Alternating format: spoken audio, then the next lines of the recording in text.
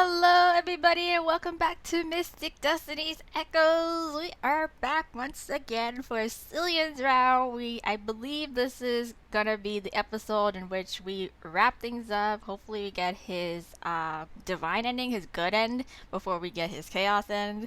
But anyways, yeah, so we were just in the past and where we last left off. We went through the motions of going to Atlantis with Cillian and the gang and trying to steal Muir and stuff like that. So we had a couple of new interactions with him. So like on the deck of the boat, the ship we were on, we had a moment with Cillian as similarly to what we had with Naoki, except this time Cillian is just kind of like alluding to the fact that he wants to protect us, not out of duty or responsibility anymore, or what he thinks is like correct as a knight, but as like a person, as himself. Like he wants to protect us because we've become someone really important to him, and like he wants to do whatever it takes. And we were very touched by that. We are like, oh my goodness, he like he's willing to risk his life, like even though we're not like some important quote quote person, like a queen, essentially. So yeah, there's that. Cillian took a hit for us when we were fighting Muir and that one time, and then we were transported not over to another country, but we were just outside of like Tokyo, like way far from Tokyo, the main city where Yoru is, or Choa is, and stuff like that. So we were still in Japan, but we were with Cillian out elsewhere, like in a different prefecture. I'm not too sure, but like it was far. So we were moseying our way through the town, trying to find our way back, or at least trying to find a place to spend the night because we were exhausted. Cillian took a hit. We used up a lot of energy to try to heal him when Tokyo transported us or separated us so that we were safe. So we were like trying to find a place to just stay for the night, and then of course the very next day the plan was to get our haul ass all the way back to Tokyo as fast as we could so that we can deal with this mirror problem because it has slightly escalated, and it was evident because the town we went through or we were trying to go through, it was all full of cult people. Yes, so we were trying to keep a low profile, try to just keep our head down and just like make our way through, try to find a good place to stay. And we're kind of close. We're getting kind of close and personal. And we found an inn, managed to find an inn, and Cillian and us, we had to check in to a room. The lady, the receptionist there, mistaken us as like a couple and was gonna give us one room. Oh no! But no, Cillian was like, no, we need separate rooms, and we felt kind of hurt about that. We're like, oh damn, like all the things that we went through and some of the moments that we had. Like he even made us a flower crown. Like I don't know, like that's pretty much a proposal right there.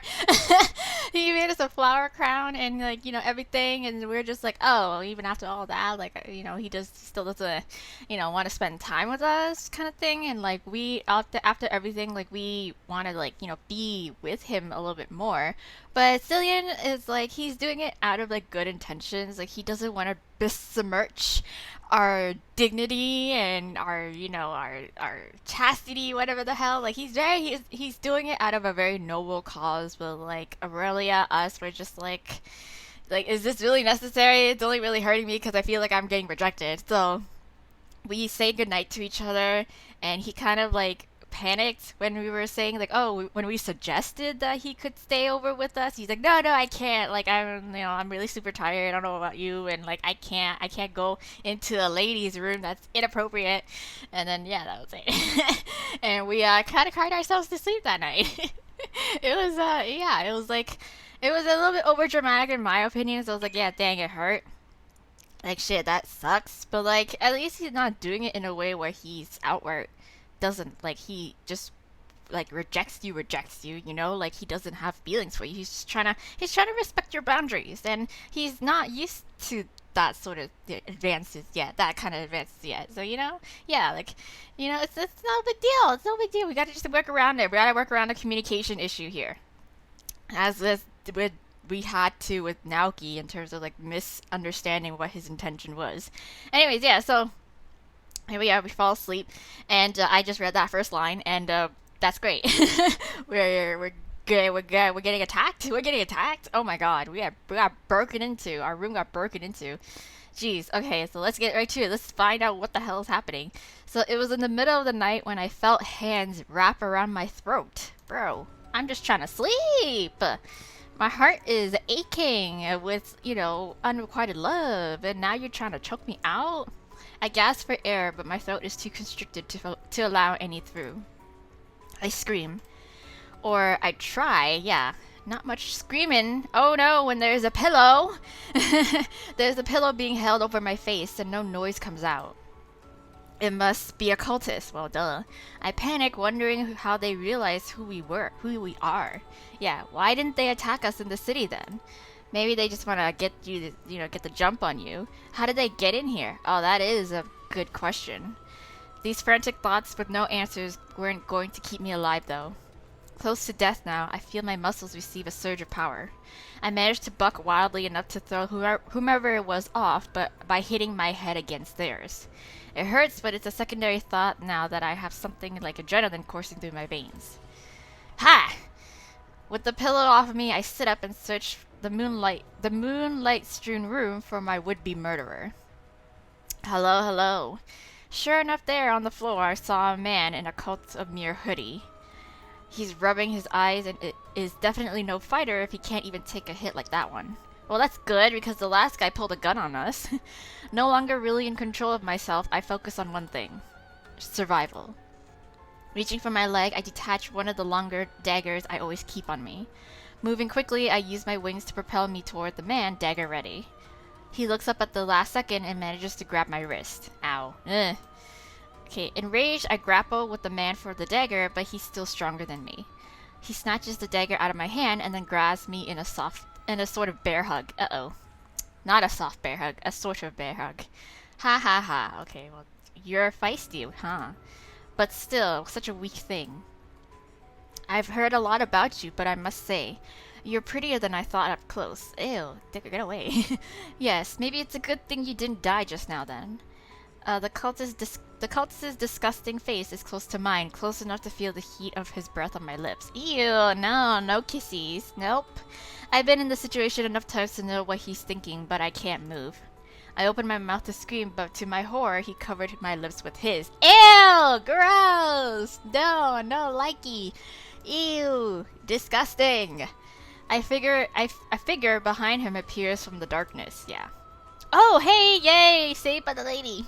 My eyes grow wide as I watch a giant cast iron frying pan come down on his head with a crack. Nice! I can feel the force of the shock through his face. The instant his arms loosen, I jump away. Yay, my savior! Disgusted and pissed off beyond belief, I waste no time in picking up the dagger and I drive it through his hand. The cultist screams, and I rip the dagger out. I kick him in the chest, slamming my foot down on it. Then I bind him to the floor with my wood magic. I speak, my voice shaking. You're a disgusting pig, and you deserve death like all the rest. I drove the dagger into his thigh next, wanting nothing more than to make him suffer. The man roars again. You bitch. Well, you sound like every other bastard that ever fucked with me. I can only smirk as bloodlust takes over me. The innkeeper keeps her distance, looking on with wide eyes. I think you should go wake Cillian. He's pretty knocked out cold if he doesn't hear all of this, like right next door. I pull the dagger out once again and wonder what I should aim for next. Eyeing his groin, I pull my hand back. Oh! Damn, she's savage. But anyway, deserved. The door slams open. Aurelia, oh, you're finally awake! Cillian's voice snaps me to attention like ice water thrown at my face. In just a few strides, he reaches me and takes the dagger from me. He looks down coldly at the man, but instead of attacking him, he turns to me instead. Before I know what's happening, he scoots me up into his arms. Oh. Madame Innkeeper, can I trust you to call the authorities? Oh, of course, yeah. If they will still act, that is. I am certain that you would not want me to kill this man in your inn. The authorities. Yes, I believe they will. Okay, they have not allowed outright violence from the cultists at least. Cillian gently carries me to my futon and sets me down. Then he begins to tie up the man with sheets from the innkeeper. I watch in a silent daze as he makes sure that she calls the local police. Then he picks me up again. We leave the bleeding cultist inside the room. I'm truly sorry. This was my fault. He threatened me. He threatened to burn down the inn if I didn't let him back here. Oh, I didn't know what to do.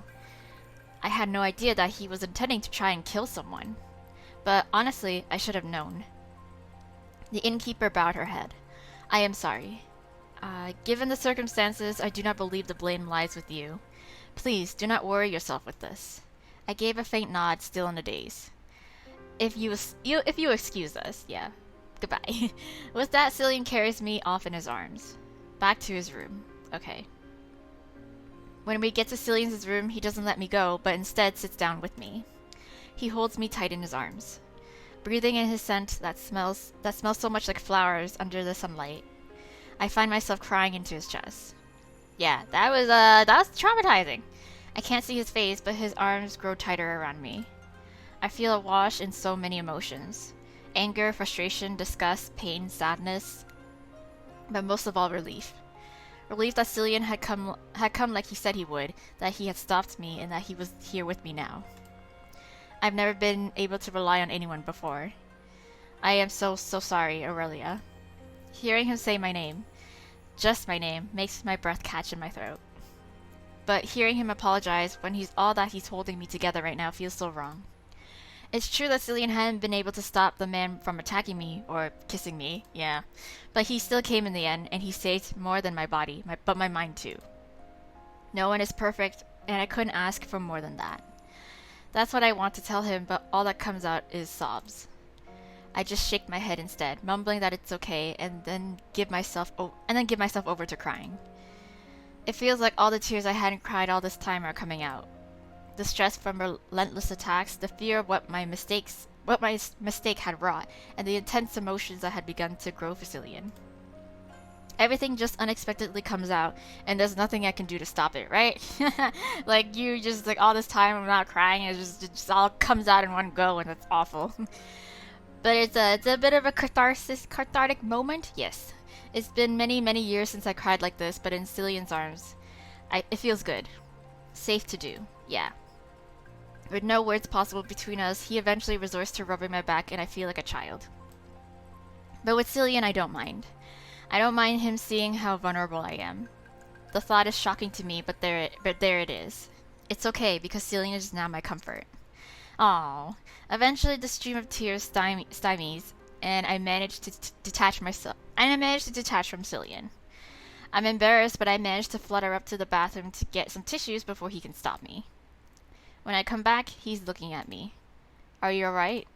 I give a small nod. Sorry about that. Well, no. You go ahead, you cry all you want, girl. Don't know what came over me. It's a simple and short sentence in the face of all that came before it, but it means everything I feel right now.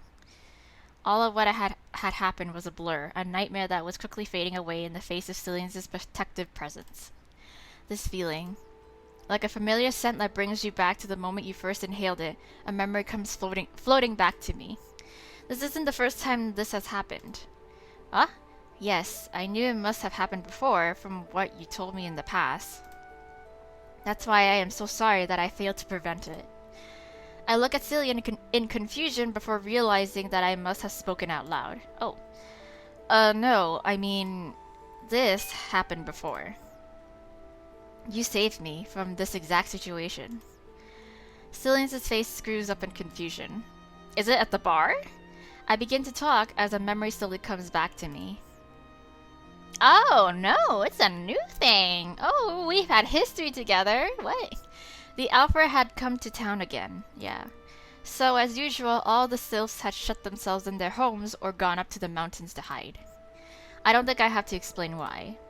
Yes, I understand. But me... I was a foolish and naive young thing. No more than a teenager. I thought it'd be exciting to see the Alpha up close, so I snuck out at night and came down from the mountains. I regretted that decision almost as soon as I made it. What's this? I think it's a little sylph come down to play from the mountains. The knight bent down to get a better look at me, holding his lantern close to my face. I had fallen and tripped in the darkness. I wasn't as adept at using my wings as I am now. I was grateful when the two knights showed up because I was certain I had twisted my ankle. I was more scared of my parents finding out than anything else. I thought having the knights with me when I returned would save me from their wrath. But oh, it's a pretty one. Oh, disgusting. Really? Right when we were thinking we'd have no company tonight. Do you have a name? I was still stuck on how they called me it, and even I could tell that their vibe was creepy. Our society was a very peaceful one, so I had no idea of the kind of horrors these people wanted to unleash on me. Sure, I had heard things, but I felt the Sills were all overreacting, as usual. Still, I felt fear growing in my heart when I didn't answer, and one of the knights reached down to grab my face. I asked you if you have a name. I suppose they don't teach these things manners. Fine enough, it need not speak for what we will be doing. Yeah. The knight leaned in towards me, and although I had been frozen solid from fear, that was quickly overtaken by anger. Yes, get angry. I slapped his hand away. No permission was given for you to touch me like that. My voice was shaking, and I couldn't have been very intimidating, but the knights looked stunned. Sylphs are not known by the Alpha to be aggressive. I can understand that much of their behavior. Either way, I had pissed them off, and I was in trouble. How dare you, you obstinate garbage! What? Excuse me? You should count yourself lucky we even laid eyes upon you. They drew swords on me, as if an injured tiny sylph was any kind of threat. I guess I was more than they bargained for, however. I was so scared, I closed my eyes and summoned the biggest gust of wind I could. It knocked them right off their feet. I forced myself to get up and run, but I soon stumbled on my injured ankle. I ended up falling right into another alpha who caught me. Let me go! Huh? Are you in need of help? Oh, just get away from me. I tried to shove this knight away, but the other two caught up to us. Ah, good, you caught it. Excellent work, backing us up like that. What? I only came to find you to tell you to switch patrols. Is that right? Well, message received. Give it here now. We need to write up a report about its crimes. It? You are a lucky man. Aiding in the capture of a criminal will look good on your record. Especially when you ask to take the trial next week. A criminal? What do you mean? She attacked me. I remember looking up into the eyes of the knight that still had me. He seemed to be searching my face for something. He seemed to be searching my face for some sign of truth. He seemed much younger and gentler than the men who had come upon me.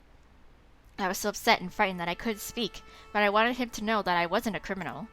So I stared back desperately as I could. I guess it worked because he looked away and told the other two. Ah, yes. I don't believe you. Yeah. Aw, so it was you. I whisper breathlessly. Cillian slowly nods. Those gentle blue eyes have searched mine, which must have looked terrified. It was Cillian. I took you and ran carrying you through the forest, back up the mountains, but I could not protect you adequately. It was dark, and because I was unaccustomed to the mountain terrain, I slipped. My hand goes to my head, to a bumpy scar under my hair. Oh, that's right, I hit my head. Oh, it's all good. When I woke up, I was in my own bed. Did you carry me home? I took you to the first sylph home that would actually open up to an alpha. I was desperate, so I pounded on at least 4 doors before someone would. I do not know if it was your family, but I am happy to know that you were able to get home safely. I swallow uncomfortably, not sure where to look. Cillian, I forgot everything about that night until now. I knew I had some amnesia. Oh, I couldn't remember anything about that day, except for the fact that the Alpha came to town. Because I'd injured my ankle, everyone assumed that I'd slipped and hit my head that way. They told me an Alpha Knight must have found me unconscious and brought me to the house. Everyone was in shock. They thought maybe they had been wrong about the Alpha, or that at least there was one good one among them. I thought it was the injury that caused me to lose my memories of that day, though. But I remember now. I think after the bad memories of that night, I locked it away. That is understandable. You were frightened out of your peaceful world and suffered painful injuries. No one would want to remember that. But, Cillian, I didn't just lock those memories away. I locked away meeting you. Yeah. The same could be said about me as well. That's right. Why didn't Cillian say he remembered me sooner? Though it's true we only met for an instant over 100 years ago, and it was dark. I wouldn't blame him for forgetting. I do not believe I could ever forget that night. the look I saw in your beautiful silver eyes. Huh? Oh, he thinks I'm beautiful. Cillian looks down, lost in some distant memory. For me, I met a beautiful girl with silvery hair and eyes like the moon and freckles like the stars. A girl who was frightened and needed saving. But I could not protect her in the way that I wanted to. I made a mistake, and you paid for that. Cillian sighed, squeezing the space between his eyes. After I betrayed my senior knights, I was taken to Queen Sorcha for punishment. But it was already well known that I had enjoyed my time with the Sylphs, frequenting their lands. So, when I was depressed following my return to Avalon, people whispered terrible things about me until the day of the trial. I was unable to undergo my trial of knighthood until the trial. Ah! Oh, okay. That's a lot of trials. Ugh, I got confused. Queen Sorcha forbade me from entering the Sylph lands unless under her direct orders. She offered to give me another chance to become a knight if I would stay loyal to her and only her. After reaffirming my loyalty, she put a spell on me that sealed away my memories of that night. Oh. She said it would take away the painful memory of then and clear my heart of betrayal, enabling me to enact my duties as a knight. I was the one who agreed to it in front of everyone. So really, I am the one who has forgotten you, Lady Aurelia. I never forgot about you until that day. My heart was pained by everything that had happened, and my head cloudy with confusion. Sorcha made it seem as if this would resolve everything, and she would let my betrayal go as if it had never happened. She had even guaranteed my knighthood if I agreed. But still, I was weak. I ran away from my emotions, from any different decisions I could have made. I was disgusted by the behavior of my superiors, and felt more at peace with the Sylphs.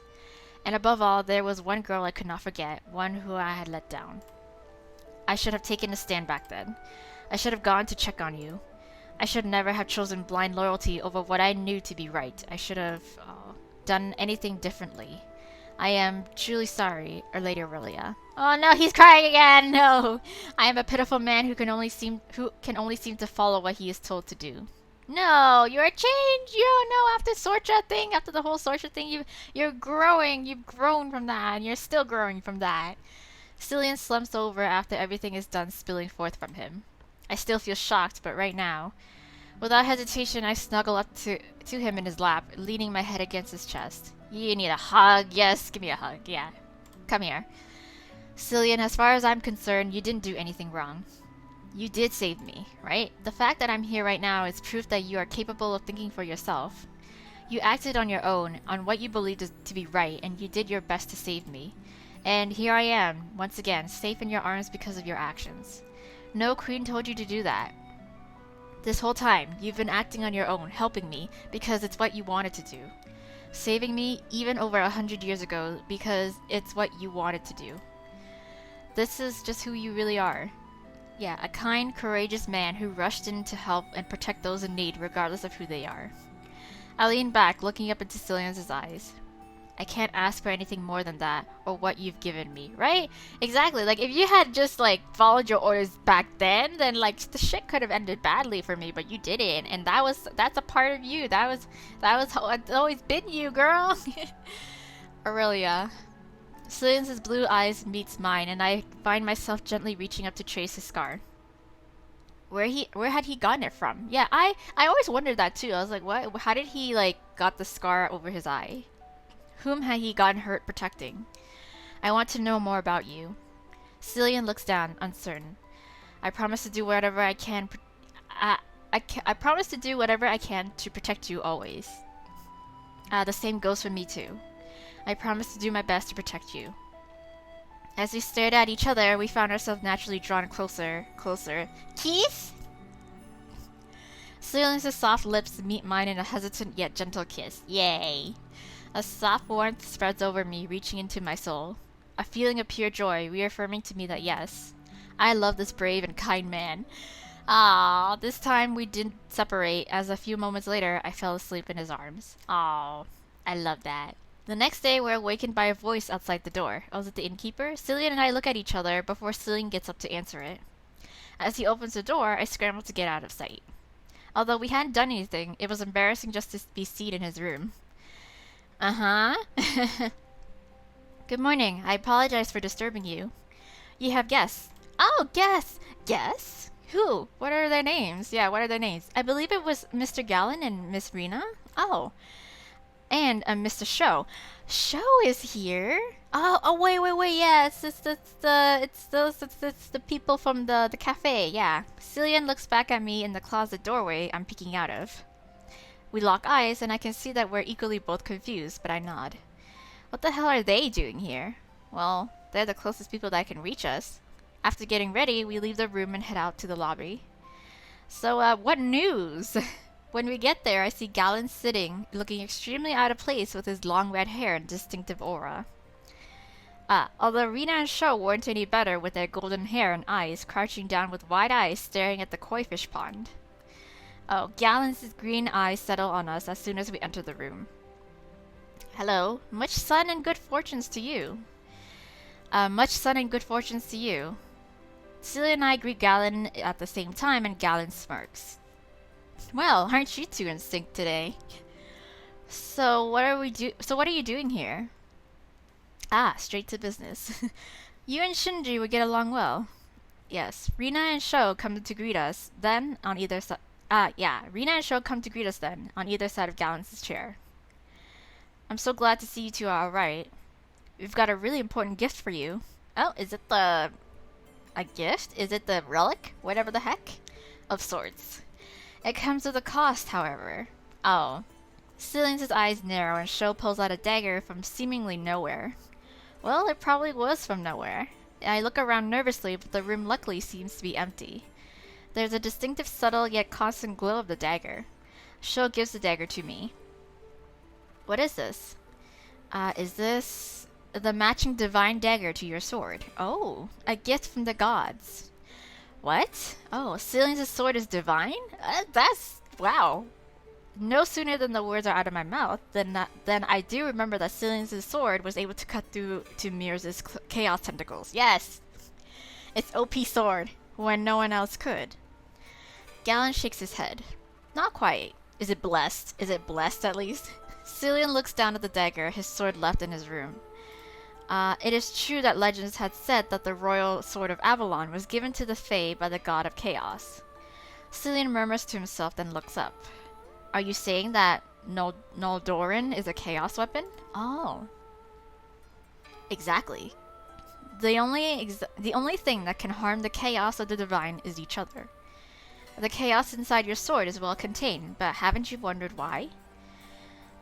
Truthfully, I never thought about it. Yeah, it did its job well, so that is all I needed to know. How very much like a knight. In order to rein chaos in, we need its natural balance. Oh, divine magic. Precisely. A friend of mine had crafted this divine dagger, Magil? Back when Noldorin was given to the Fae. Noldorin? I don't know how to pronounce it. The dagger wasn't usable by the Fae in their eyes. And so it was lost throughout the ages, going from hand to hand. But despite the distance, Magil still did its job of keeping its mate Noldorin in check. A good thing it's not easy to destroy, else the chaos would have consumed many a knight by now. But why? Why would the gods help us now? Well, it's now their business, yeah. Muir's been making a mess of things, yeah. Yeah, Muir's been totally making a mess of things. And by things, Mina means other gods' temples. Oh, yes, he's destroying each and every one of their temples looking for Rohan. Oh. Rohan was incarcerated, was she not? Yeah, she was, but she escaped. Oh, so yeah, Rohan is Mai, for anyone who doesn't remember. Mai is the lady who's like, who was the researcher for Atlantis, and yeah, she's part of the cultists. She's one of the cult leaders as well. With the help of her followers, she broke out. Oh, wow. She ran away from Mir's wrath. She thinks the divine gods will protect her.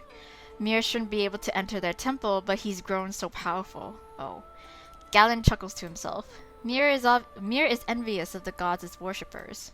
He'd love nothing more for everyone to worship no one but him. Yeah. How do you know this? A little birdie named Chaos told me. Yes, he communicates with the Chaos. What is this guy? He is, spoilers! I won't say it. That's a spoiler. As a consequence, the divine gods have suddenly decided they're interested in helping you defeat Muir. Well, of course they are. They're like, my property's getting destroyed. Now it's my business. Hence these weapons, yeah. Galen simply grins in response. So why are you here delivering them? Yeah. A friend of mine asked me to. A friend? Is your friend a god? Galen shrugs, seeming amused by my question. Can these weapons defeat Muir?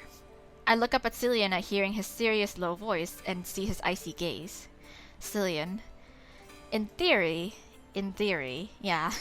I repeat dumbly. Majil heals and Noldorin destroys. They are a perfect pair, made to keep each other in check. They have immense powers together. But even gods are not perfect. You expect us to risk our lives on a maybe? We don't even know how to use these together. That much is up to you to figure out. Well, thanks. No manual. No manual. Although, my friend has also asked me for one other favor. To send you to her. Who? Muir's has been moving northward, so she went to head him off. She will help you in your fight, should you choose to accept Majil. I will. Okay, without even a second of hesitation, CILLIAN fiercely nods. Well, of course, yeah. That's great, but both weapons need to be used together to have the full effect. Dual wielding! Yes! Noldorin is a two-handed sword, right? Oh, no. Yeah. Aurelia will have to come too. CILLIAN seems to lose all the wind out of his sails as his shoulders slump. What? Yeah, that is absurd. His eyes dart around as if looking for a way out. But I step forward, putting a hand on CILLIAN's back. When he looks down at me, I stare back steadily and nod. I want to fight too. But no. We promise to protect each other. Yeah, it's not fair to me if you're risking your life on your own. How would you feel if I did that? CILLIAN looks down, clearly distraught. Whatever happens, I want to be with you for it. That's the only way I'll have no regrets, CILLIAN. Yeah, I'm ride or die now. You promised to stay by my side, so don't leave me now. CILLIAN and I stare into each other's eyes, sharing deep unspoken feelings. That is, until Sho clears his throat. I was like, okay, we gotta go. Surprisingly, CILLIAN doesn't pull his eyes away from me like I thought he would. He slowly nods instead. Yes, I apologize for being selfish. I smile and touch his hand. We're a team now. From the corner of my eye, I can see Rena smiling at us and Galen grinning. Now that that's settled, Galen's face grows serious. Time is short, and that friend of mine needs your help. Okay. What? Right now? Yes, right now. Well, you haven't had breakfast yet. I haven't had my morning coffee. Sorry, guys, but she just sent us a telepathic message. Muir is there, now. Oh, God. Oh, God. CILLIAN grabs onto my hand and, standing a little straighter, nods at Galen. We are ready. Well, aren't you gonna get your sword first, girl? It's in your room still. Good luck, guys. I wish I could go with you, but Rena won't let me fight. And Galen won't let either of us go. That's right. Now, have a nice trip. Oh my god, Galen raises one finger and then pushes us off. Oh wow, we have a chapter 11 for CILLIAN'S story? Wait, hold on. Wait a minute. Okay, give me 1 second. Wow, okay, I didn't expect it to go for this much longer.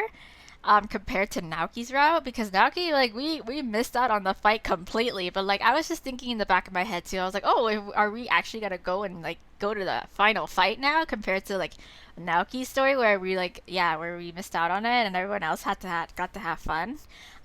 So that's cool, that's interesting. It didn't end in the similar way or similar fashion as Naoki, I guess. Well, it does make sense though, because we're like the closest in terms of like regions. Like we didn't even go out of the country. We were still in Japan. So yeah, it makes sense. But that just makes it more exciting because new content and like deviation from, you know, other routes and shit. Other routes similarly. Yeah. So I'm gonna end it here, as I always do, in terms of doing the episodes chapter by chapter, just to keep it nice and neat for you guys, and also to, you know, what's it called? Have it in like a nice time length. Sorry for the episodes, because we are usually these episodes kind of last within the 30-minute range, and I feel like if I try to squish in any additional chapters, it's just gonna make this really unnecessarily long, and I might have to do awkward cuts. So yeah. I feel like this is a good place to leave. That means we have more to see with CILLIAN'S chapter or CILLIAN'S story the next time we come back to this Let's Play. So be sure to leave a like, comment, subscribe, turn on the notification bell on my channel. I only say this because I am still on a semi-hiatus. I know you've probably heard this a million times already, but just to reiterate, I am still on a semi-hiatus because I don't know, my schedule is kind of out of whack, and it's really unpredictable even to me. So I don't know when I'm ever gonna have free time to do recordings for you guys and to do uploads. So even when you ask whether or not, like, when's the next time we're gonna see Mystic Destinies or we're gonna see, Amnesia Memories, I won't be able to give you a definite answer because I don't know myself, but I have no idea as well. So I'm trying to get in as much as I can as the opportunity comes, okay? So be sure to, the only sure way for you to know when it is the next time I upload is to, of course, subscribe and turn on the notification bell. At least those two. At least those two. You don't have to comment. You don't have to like the video. I don't really care. Anyways, yeah. So, yeah. Thank you so much for all your patience. Again, I hope you guys are enjoying the story. And I hope you guys are also going to look forward to how it's going to end. How it's going to go down. Going to see some action, some fighting. Yay! So, tune in next time. But for now, bye!